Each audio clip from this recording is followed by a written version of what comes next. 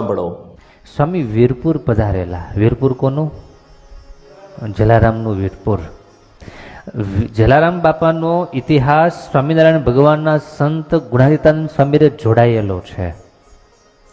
જલારામ બાપા જુનાગઢમાં સ્વામિનારાયણ મંદિરમાં ઘણું રહ્યા અને ઘણી સેવા કરી. સ્વામીએ બહુ હેત. સ્વામી ગુણાતીતાનંદજી વીરપુર પધાર્યા.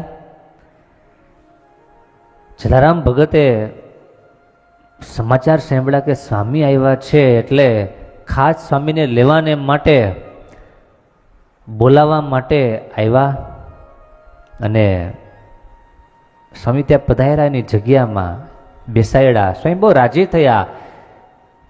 જલા ભગતે સ્વામીની પાસે આશીર્વાદ માંગ્યા કે સ્વામી, મારો એકમાત્ર લક્ષ્ય કે ઈચ્છા છે કે અહીંયા કાયમને માટે સદાવ્રત ચાલે અને જે કોઈ આવે એ બધાને અહીંયા પ્રસાદ મળે, ભોજન મળે, એવી મારી ઈચ્છા અને એવો મારો સંકલ્પ છે. ગુણાતીતાનંદ સ્વામી કે બહુ સારું, તો પેલા અમને તો જમાડો. સ્વામી કે અમને તો જમાડો. જલા ભગત બહુ રાજી થઈ ગયા અને બાપાએ સ્વામીને બાટી અને દાળ જમાડ્યા. આપણે કે દાળ બાટી. આપણી દાળ બાટીમાં એ દાળ બાટીમાં ફરક. હવે આપણી દાળ બાટી ફેન્સી થઈ ગઈ. એમાં જાત જાતની ડાળું પડે, એનો સરસ વઘાર પડે, બાટી પણ સરસ બિસ્કિટ જેવી બનાવવા માંડ્યા. એ વખતે દાળ બાટી બહુ સામાન્ય ખાણું કહેવાતું. દાળ બાટી સ્વામીને જમાડ્યા. સ્વામી બહુ રાજી થયા અને રાજી થઈને ગુણાતીતાનંદ સ્વામી કે જલા ભગત, તમારો સંકલ્પ ભગવાન પૂરો કરે અને કાયમને માટે તમારા ભંડાર અખૂટ રહેશે, જાઓ. આમ ગુણાતીતાનંદ સ્વામી આશીર્વાદ દીધા. આજે આપણે બધાએ એ જગ્યાને જોઈએ છીએ, જાણીએ છીએ કે સ્વામી ગુણાતીતાનંદજીએ આજથી 200 વર્ષ પહેલા જે આશીર્વાદ આપેલા, એ આશીર્વાદના ફળ રૂપે આજ દિવસ સુધી બહુ સારું કાર્ય, સમાજનું સારું કાર્ય થાય છે. અન્નદાન બહુ મોટું અપાય છે. તમને સાંભળીને પણ આનંદ થાય.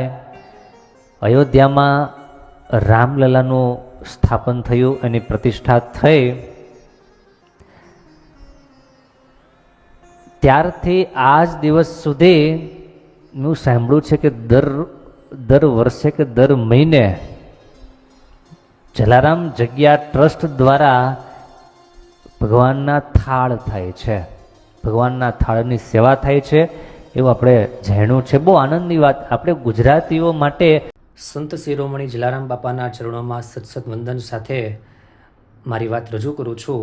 થોડા સમય પહેલાં એક બુકમાં આ પ્રસંગ મેં વાંચેલો અને એ જ પ્રસંગ લોકસત્તા જનસત્તા નામના એક મેગેઝિનમાં, પત્રમાં આ પ્રસંગ મેં વાંચેલો અને મને એવું લાગ્યું કે આમાં જલારામ બાપાની ખૂબ સારી વાત કરવામાં આવી છે.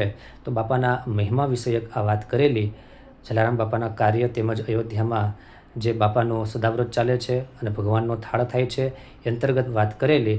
એમ છતાં કોઈ પણ સમાજને કે કોઈ પણ વ્યક્તિને મારી વાતે કરીને દિલ દુભાણું હોય તો સાચા દિલથી માફી માગું છું અને એ વિડીયો અમે તરત જ હટાવી લીધો છે. ધન્યવાદ.